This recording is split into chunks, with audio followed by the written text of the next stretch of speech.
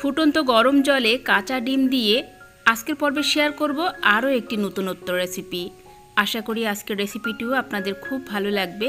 রেসিপিটি ভালো লাগলে প্লিজ একটি লাইক দিতে ভুলবেন না, শেয়ার করবেন, চ্যানেলটিকে সাবস্ক্রাইব করে সাথেই থাকবেন। তো এখানে রেসিপিটি বানানোর জন্য আমি এখানে নিয়েছি দুটো ডিম, নিয়েছি একটা পেঁয়াজ।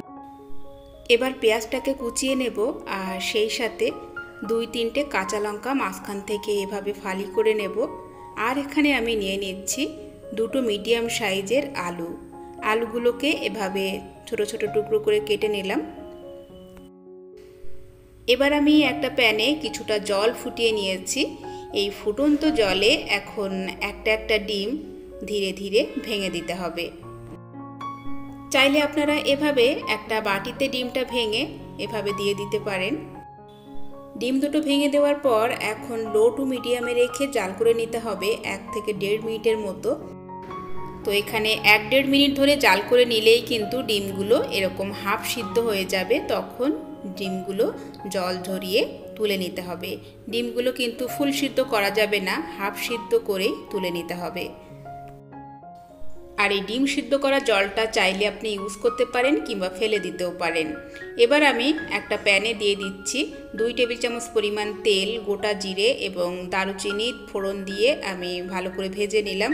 এরপর দিয়ে দিচ্ছি আলুগুলোকে প্রথমেই ভেজে নিতে হবে। চাইলে কিন্তু আপনারা আলুগুলো প্রথমেই ভেজে নিতে পারেন, তবে এভাবে একসাথে ভেজে নিলেও কোনো সমস্যা নেই। তো এখানে 1 মিনিটের মতো আমি আলুগুলো ভেজে নিয়েছি আর এখন এই সাথেই দিয়ে দিচ্ছি পেঁয়াজ কুচি। এখন পেঁয়াজ আলু একসাথে ভালো করে কিছুক্ষণের জন্য কষিয়ে নিতে হবে।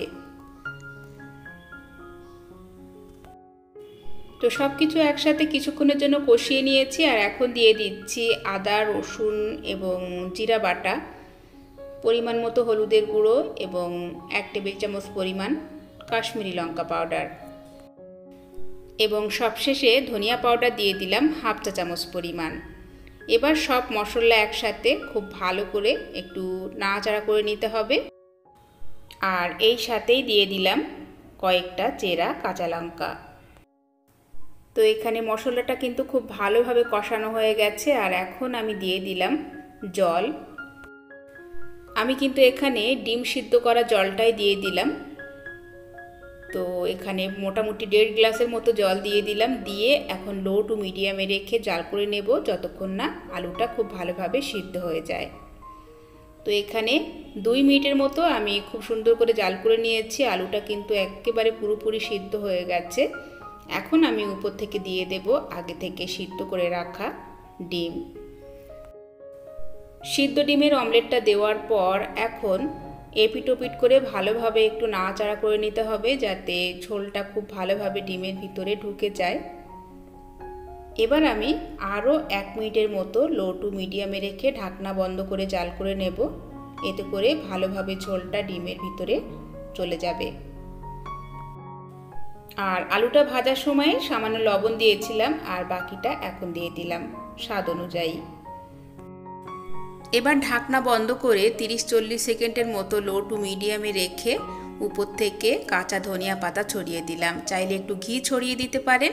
এবার হচ্ছে গরম গরম পরিবেশনের পালা। আপনারা গরম ভাত, রুটি, পরোটা, লুচির সাথে জমিয়ে পরিবেশন করতে পারেন। আশা করি আজকের রেসিপি সবার ভালো লেগেছে। আজকের মতো বিদায় নিচ্ছে। দেখা হচ্ছে আগামী পর্বে নতুন রেসিপি নিয়ে। আল্লাহ হাফেজ।